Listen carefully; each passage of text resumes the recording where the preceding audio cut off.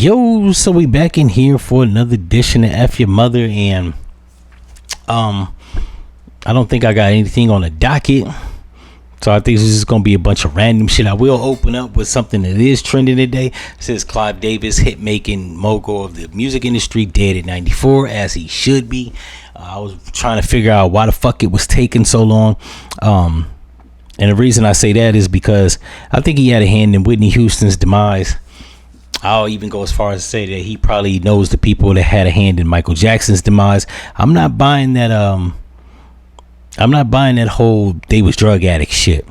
Yeah, they might have did drugs, but motherfuckers that do drugs 20, 30 years know how to handle their shit, especially if you black. Crackheads live to be about 80 years old. All they shit seem like they died on their suspicious circumstances. He's the only fucking known scumbag that's connected to all of them. So he's been known to be mentioned as a slimy fuck. You know what I'm saying? Didn't this nigga groom Diddy? In any event, I'm gonna take a break and then come back for the rest of the commentary.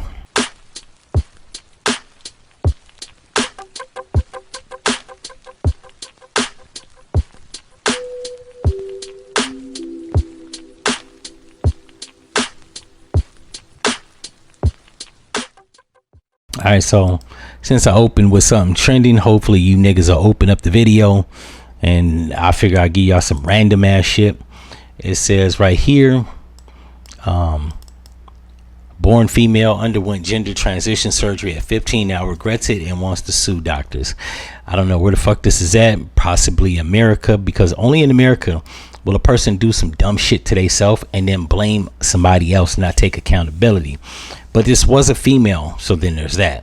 It says that right here, Claire Abernethy is drawing national attention after publishing an online letter to plastic surgery after she had a double mastectomy at 15 years old. Why would anybody let their kid chop their breasts off at 15 is beyond me. But then again, I'm just a nigga from Ohio, so there's a lot of shit I don't know. Only thing I'll say on that is, like, I think if you do some self-inflicted shit like that, you try to sue the powers that be or whoever the fuck, the doctor that did it, you need to go to jail. Because, like, when the fuck are we gonna start taking personal responsibility? Fuck accountability. What about responsibility? And not for the 15-year-old, namely, but like your fucking family members. Because who the hell was thinking that was ever a good idea, right? Who, like, once again, these people having kids, and the damn kid is the damn brains of the operation. Then we got right here, it says a gay couple finds out after dating each other for 3 years that they are brothers. And this right here says boom boom boom boom boom boom. Oh, I didn't download the damn article. Well, in any event, it says Lee and Paul, I don't know who's who, but I guess when Lee invited Paul to his family's get together, he noticed that a lot of people within Lee's family strangely look similar to him. He met Lee's mom, to which, or Lee's dad, to which he found out that they both share the same mother. But I think Paul was given up to adoption when he was like 3 years old, and yeah, got reunited with the fam. Subsequently met the moms. The mom said that, yeah, that was her son that she had put up for adoption before she had Lee. So there's a whole bunch of, there's a level of disgust, right? You've been blowing your brother. It's bad enough that you gay. No, I'm just joking. You do your thing if you LGBT, but it's strange enough that you are LGBT, right? Because as a man, I don't know how you like decide you want to suck cock. That's just me. But not only that, you sucking your brother's cock. So like, this is in the realm of incestuous. So this is plenty fucking weird. They gonna need many years of counseling and therapy, as they should, right? And then we got right here, it says woman who set her male friend on fire after misogynistic joke lost her PTSD appeal, as she should, right? She looked like a psycho. Any chick that, I hate people. Actually, let me take that back. I'm not gonna say I hate. I don't like people that look like this, right? I mean, everybody knows what I'm talking about. Not necessarily like people that smile is fucking hard, right? But people have these wide, bright, blank, staring eyes. when I meet people like this that have no fucking soul, that just look at you with these wide, stark eyes, they don't blink as much, or regular people, they just look at you like this. Hi, nice to meet you. I don't like these people, man. And it's just you typically motherfuckers in corporate America, or even just corporate white people. They have this fucking stare. Like, to me as a black person, when I meet somebody, white or black, but namely white folks, and they stare at you like this with these wide fucking eyes, it's plenty fucking weird. You're working with something's going on. I don't think there's enough cards in the deck. You know what I'm saying? I just don't trust people like. So the fact that she actually burnt this nigga, it says that she burnt him and gave him 3rd-degree burns because he made a misogynistic joke. That's another thing. Bitches nowadays always saying some shit is misogynistic. I had to tell this one woman, like, yo, if you don't have, no, you know what? Before I get into that, I asked her. I said, do you have a degree, or are you a trained clinician in psychology or psychiatry? She said no. If you don't have a degree, I'm gonna need you not to use trained clinician terms, right? To which she, saying she was a big mouth bitch, and I can say what I want to say. Yeah, you can, but you sound plenty fucking stupid. You ain't been trained for it, and you don't have a degree that says you're certified to just label people. So I have a problem with these type of women that just put labels on niggas because they don't listen. Sometimes you don't even have to say misogynistic shit. I had to correct a bitch. She gonna call me misogynistic. I say, you know what? I know the difference between the shit that I'm saying that's not misogynistic and misogynistic shit. I actually thought about saying some misogynistic shit, but I pulled a punch because I don't want to be viewed as a misogynist, right? However, bitches just like to say that you misogynist because they don't like the shit you say. You ain't actually got to say something misogynistic. They just don't like what you said or how you said some shit, so they automatically label you with that shit.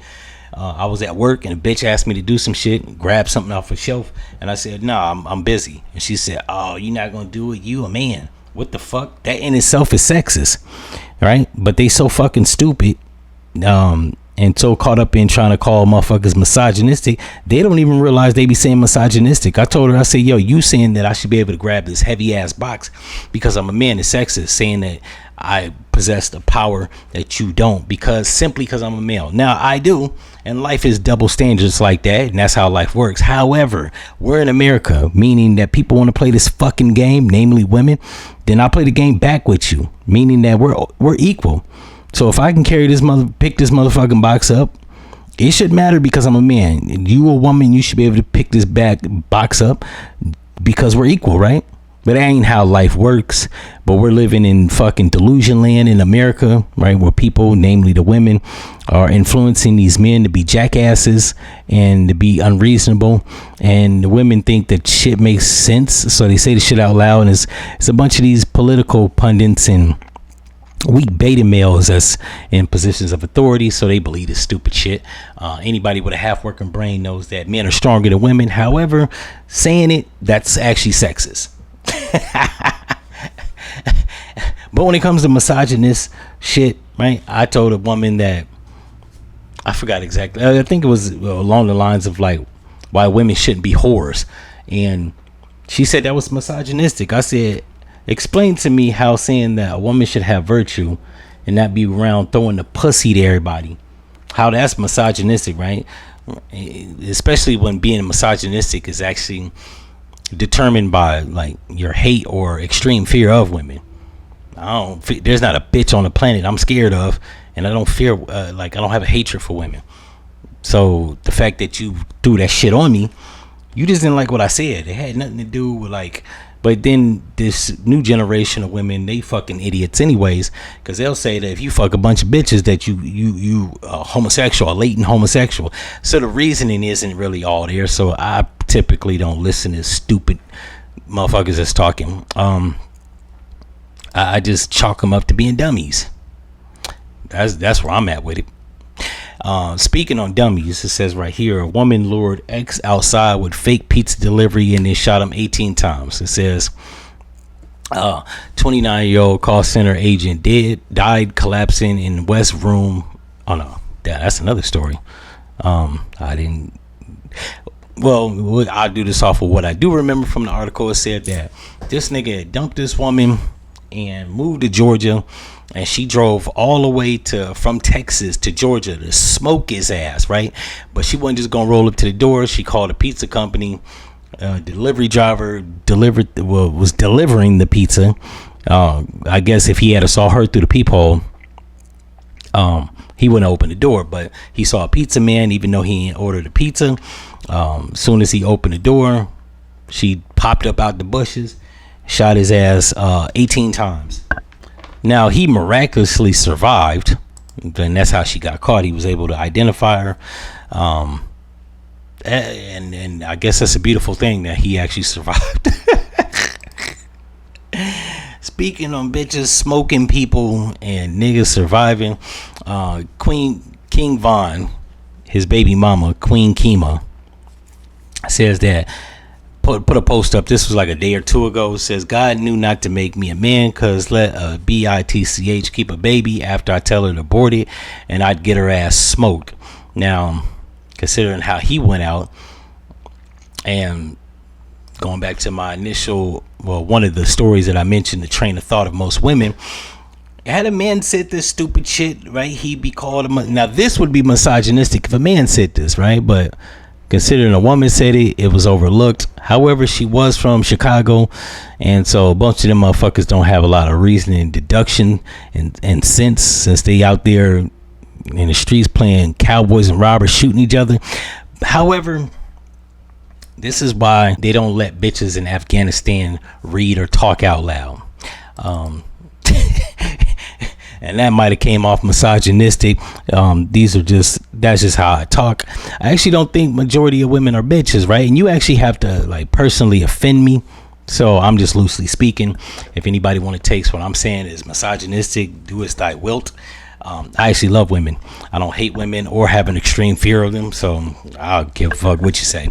Then we got right here, it says she was exhausted. 29-year-old employee repeatedly denied sick leave, dies in office washroom. I don't know what the fuck a washroom is. I'm assuming that's a bathroom. It says that since Jacina Dahalia, a 29-year-old call center agent, died after collapsing in a bathroom. I'm gonna say bathroom. I don't know what the fuck a washroom is. At Cartrack office in Rosebank, Johannesburg, on June 6.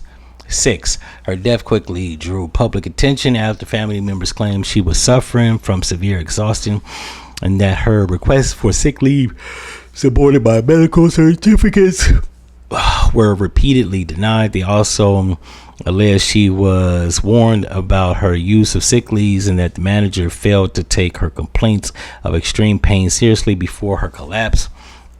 Cartrack has strongly disputed this claim, saying that Halia was never refused sick leave and showed no obvious signs of serious illness when she arrived to work.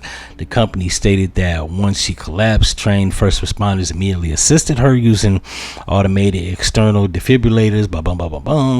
The conflict in the council sparked widespread debate about workplace wellness. Now, this was South Africa. Niggas already, they ain't got no rights. They living in goddamn post-apartheid, which is ain't nothing more than just racism, but the remnants of it, right? People like these motherfuckers be killing me. These motherfuckers come to America, be telling black people that racism don't exist, when you motherfuckers is still dealing with the remnants of apartheid, which is nothing more than racism. But never let nothing like logic fuck up a good scam. As it pertains to her dying, me personally, I would have took the goddamn days. I got a saying that motherfuckers can't stop these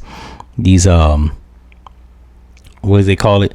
Motherfuckers can stop these days requested off. Motherfucker can't stop these call outs. Meaning I can put the sick time in and you can deny that, but I can call off and say I don't feel well enough to come into work. You can't stop that. The only thing you can do, and I hate now a lot of these motherfuckers is starting to actually require you to contact your coworker or get somebody to cover your shift. luckily for me, I don't work them type of fucking jobs, but they be trying to pull that shit. I worked at one job as a line cook, and they were like, if you like to call out, you need to call one of your coworkers to see if they can cover your shift. I told the manager straight to his face, bro, I'm not calling nobody. That's not my job. I don't get paid to do that. I called you. You're the supervisor. You got everybody's numbers. I don't have anyone's numbers. I actually want to tell them I don't even like these niggas. It's like, if I don't like you, I'm not asking for your fucking phone number. Cause I don't want you calling my fucking phone when it's not work related, bro. I did that shit. I fucked up one time and did that. Motherfucker gonna go ahead and call me. And, hey, yo, G, what's up, man? What you up to? Nigga, don't call my fucking phone. You know what I'm saying? We cool at work, nigga. I'm off of work today, and I don't want to look. When the nigga called me, I thought it was some work related shit. Had my motherfucking heart pattering. You know what I'm saying? Hoe ass nigga, that was not why I gave you my fucking phone number.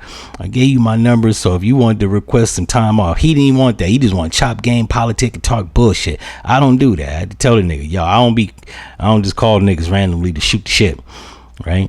I gave you my number for a specific reason. So after that, I just don't give niggas my phone number, and I tell the boss or supervisor, whoever the fuck, HR, motherfucker, I'm not calling a goddamn, I ain't calling a bitch ass person. If I text you or call you and told you I don't feel good, you find somebody. Talking about I gotta find somebody to cover my shift, and if don't nobody cover it, I still gotta come in sick, suck my whole dick. You know what I'm saying? So she will be missed. All I'm gonna say on that is, you African niggas, man, better take heed. And then right here, this happened last week. I was gonna report about it, but then I stalled. Another Chicago idiot, Rico Reckless. I like his music though. I ain't gonna front. He seemed like a cool nigga. So let me slow that up. He said that this nigga, he put up a post on him. He got his ass kicked by the police and they robbed him. The only thing I can say on that, bro, it be like that sometimes. Shouldn't it be flossing, nigga? Nah, that's fucked up. I will say, if anybody knows Rico Reckless, if you have any information leading to the arrest of the police that robbed and beat this nigga ass, contact 911. Even though that's not gonna do shit, and they probably gonna roll up to your crib, beat your ass up, do a nigga a solid. I don't know what to say, man. That's a goddamn tragedy. In any event, if y'all like this episode, you know what they're doing, them is out.